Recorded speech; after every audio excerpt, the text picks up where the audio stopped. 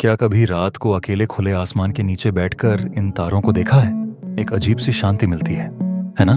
हमारी जिंदगी की सारी परेशानियां अचानक बहुत छोटी लगने लगती हैं, पर इन शांत चमकते तारों के पीछे इस ब्रह्मांड के अंधेरे में एक ऐसी कहानी आकार ले रही है जो शांति नहीं बल्कि कॉस्मॉस का सबसे बड़ा तूफान है। एक ऐसी चीज जो इसी वक्त हमारी तरफ बढ़ रही है, एक भयानक रफ्तार से, एक ऐसी टक्कर जो हमारे पूरे वजूद को बदल कर रख देगी।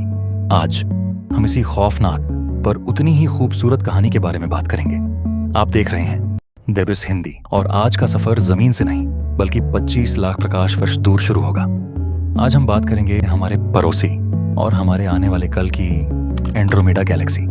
आखिर ये एंड्रोमेडा गैलेक्सी है क्या? बहुत ही आसान शब्दों में कहूं तो जैसे हमारी दुनिया एक सौरमंडल में है और हमारा सौरमंडल एक बहुत बड़ा गैलेक्सी में है जिसका नाम है मिल्की वे या आकाशगंगा, ठीक वैसे ही इस ब्रह्मांड के अनंत समंदर में मिल्की वे की एक पड़ोसी है जिसका नाम है एंड्रोमेडा।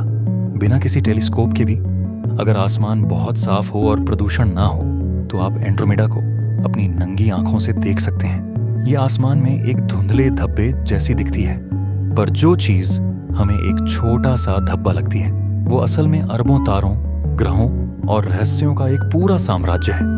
हमारी मिल्की वे गैलेक्सी में लगभग 100 से 400 अरब तारे हैं। हम इसमें एक छोटे से धूल के कण जैसे हैं। पर एंड्रोमेडा हमारी गैलेक्सी से लगभग 2 गुनी बड़ी है।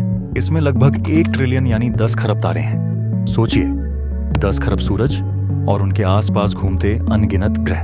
अंतरिक्ष कितना बड़ा है, इसका अंदाजा लगाना इंसानी दिमाग के लिए लगभग नामुमकिन है। चलिए एक छोटा सा उदाहरण लेते हैं। हमारा सबसे करीबी तारा है अल्फा सेंटरी। ये हमसे करीब 4.3 प्रकाश वर्ष दूर है।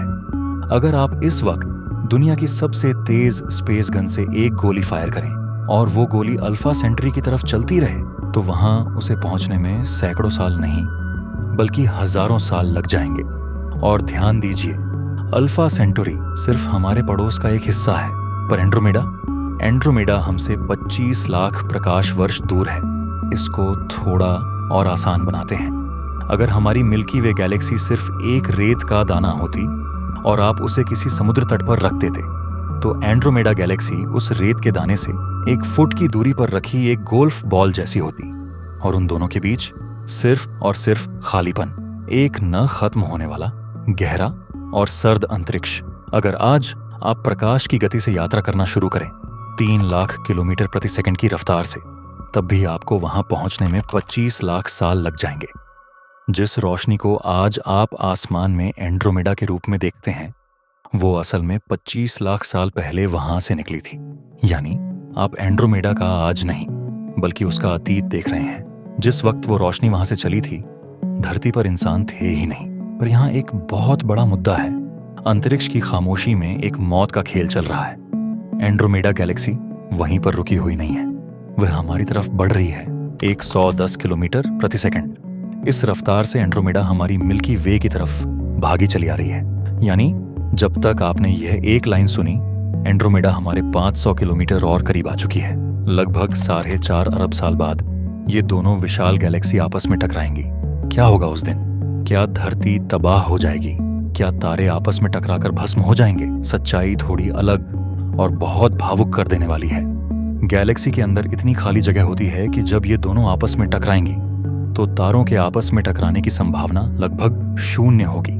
यह एक विनाश नहीं बल्कि एक खूबसूरत ब्रह्मांडीय नृत्य होगा। दोनों गैलेक्सी का गुरुत्वाकर्षण एक दूसरे को खींचेगा, उनके आकार बदल जाएंगे और आखिर में अरबों सालों के इस नृत्य के बाद वो दोनों मिलकर एक नई और भी बड़ी गैलेक्सी बन जाएगी। वैज्ञानिकों ने इस नई गैलेक्सी का नाम भी सोच लिया है, मिल्कोमेडा। अगर उस वक्त धरती पर कोई इंसान बचा रहा तो उसके लिए रात का आसमान कैसा होगा?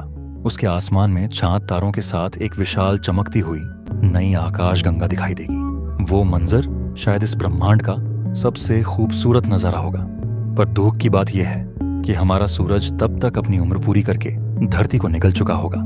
इस पूरे सफर में एक सवाल बार बार दिल में आता है, 1 ट्रिलियन तारे, हजारों अरबों ग्रह, क्या सच में हम इस अकेलेपन में, इस अंधेरे ब्रह्मांड में अकेले हैं? एंड्रोमेडा की उन रोशनियों के बीच क्या ऐसी धरतियां नहीं होंगी जहां समंदर हों, जहां नदियां संग बहती हों? क्या वहां की मिट्टी में किसी नई जिंदगी ने जन्म नहीं लिया होगा? हो सकता है ठीक इसी पल उस 25 लाख प्रकाश वर्ष दूर किसी छोटे से ग्रह पर कोई हमारी ही तरह अपनी छत पर बैठा हो, वो भी आसमान में हमारी मिल्की वे गैलेक्सी को एक धुंधले धब्बे के रूप में देख रहा हो और सोच रहा हो कि क्या उस गैलेक्सी में कोई रहता होगा?